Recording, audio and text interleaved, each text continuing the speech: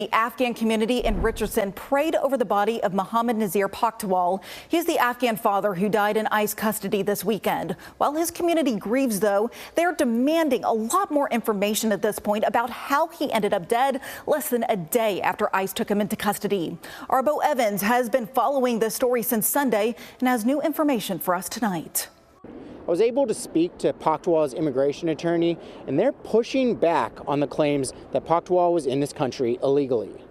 In the statements released over the weekend, ICE called Paktiawal a criminal illegal alien. The statement said he was paroled into the U.S. on August 21st, 2021, after arriving from Afghanistan, and that his parole expired on August 20th, 2025.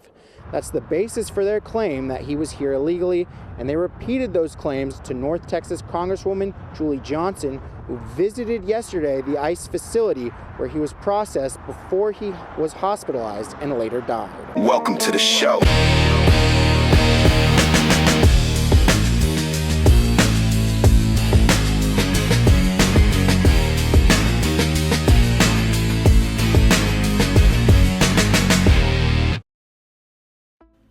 Hey everybody, welcome to the show. If you haven't heard yet, we have another person who died in ICE custody.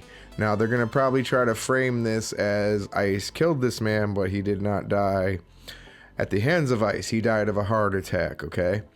And I kind of wanted to share this story. It's a CBS affiliate. And the way they're trying to frame it, you know, they sit and tell you this story. They make you feel sorry for the guy, which he did help America out. And I do feel sorry for him. And I know he had kids here. And he probably could have stayed in this country if he didn't commit a crime, which he actually did commit a crime. And they don't tell you that to the end.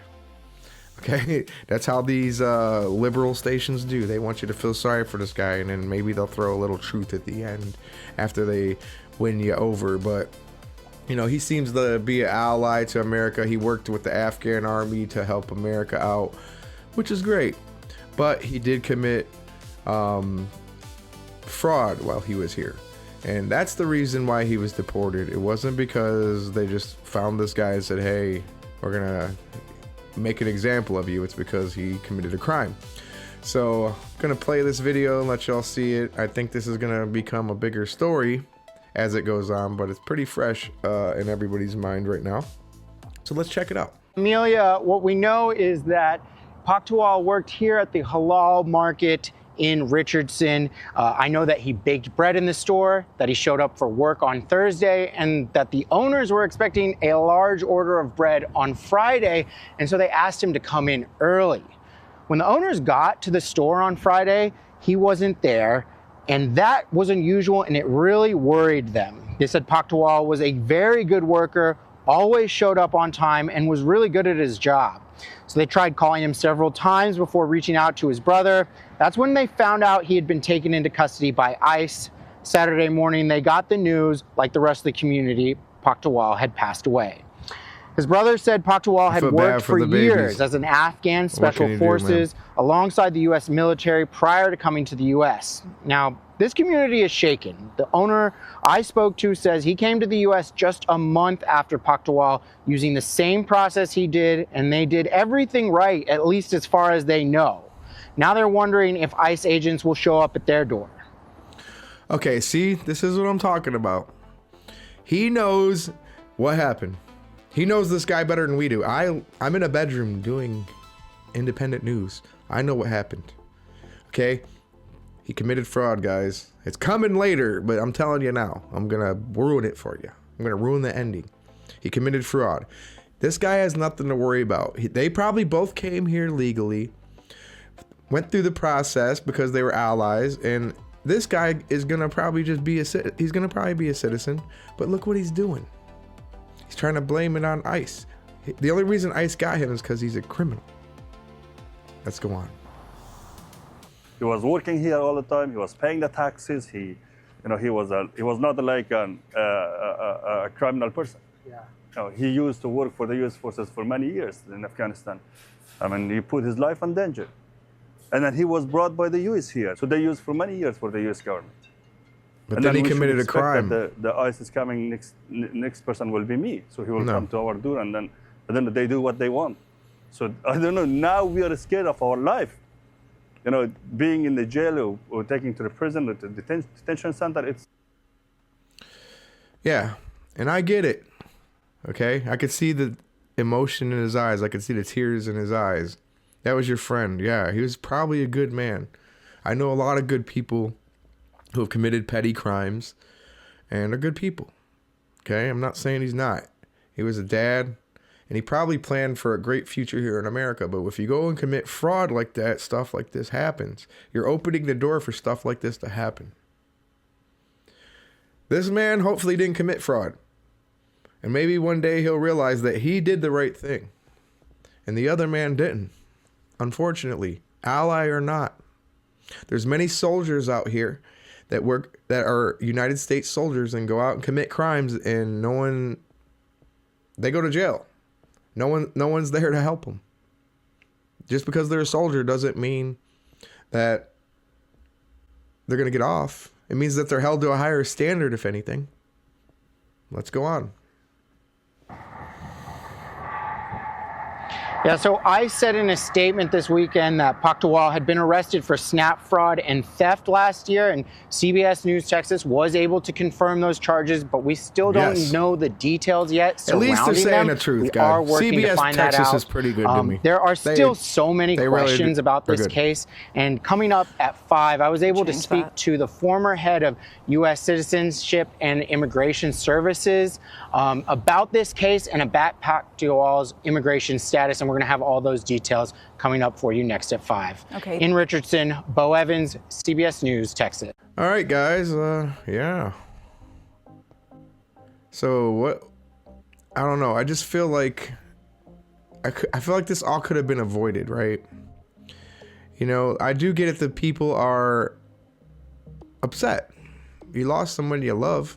That ain't gonna change. But don't blame ICE. We all heard it. Fraud, SNAP fraud, all that.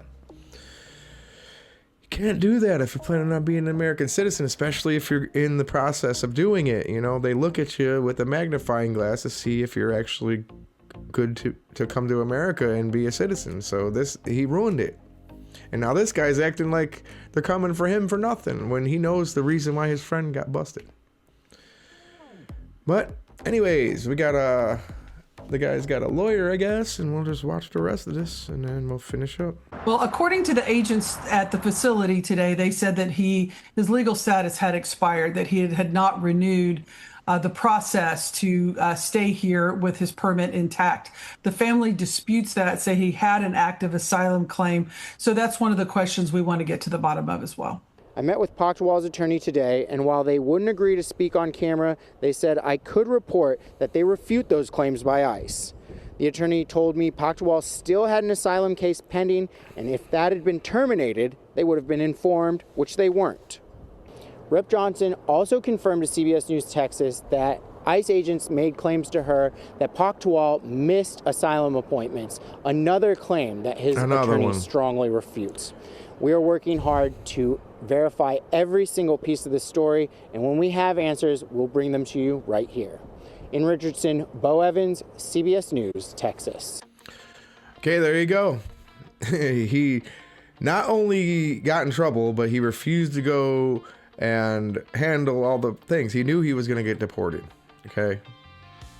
He knew once he got in trouble, he was going to get deported. He knew that, and I guarantee you, everybody that worked with him knew it too, including the guy that's trying to blame ICE. And I get it. He's upset. But what can you do? Okay, he knew what his fate would have been, and he would have been deported no matter what.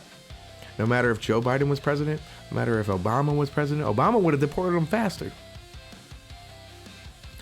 That's why I like Obama, because he got shit done with a smile on his face. He did the same shit Trump did. Obama fucking cared for our borders. He deported more people than fucking Trump. I like a lot of shit about Obama, but Biden, no. I don't like anything about that guy. Obama started all this DEI shit, and I think he put a divide between races when he was supposed to bring races together. That's the one thing I feel that Obama failed at, and now he's irrelevant. He's like George Bush. No one cares about them two guys. Clinton either. Look at him. He's just a fossil. You know, all these Epstein things coming up. It's funny to see, and with his little red bulbous nose, and Hillary just dragging themselves out, having to answer for things they did 30 years ago that would put people in prison. But yeah, I feel bad for this guy. I do. I feel bad for his kids, and it seems like he had kids here. He probably was planning for a future here. But when you commit fraud, you commit crimes in America, when you're not even a citizen, that says a lot for you. Okay? Yeah, you weren't making much money or working in a bakery, but guess what, man? You got to do it just like the rest of us. Okay? We all spend time away from our kids. We all pay bills. We all do the same thing. Don't matter what color you are. Don't matter where you're from. We're all the same. We're human beings. And yeah, rest in peace. It's unfortunate, but he had a heart attack, so he was stressing out. And yeah, he was stressing over his kids, leaving his kids and being deported. That's gotta be stressful. So I feel for him as a man, as a father. And it's unfortunate. But yeah, if you haven't liked, if you haven't commented, comment. If you haven't subscribed, subscribe, and I'll see y'all on the next one. Peace.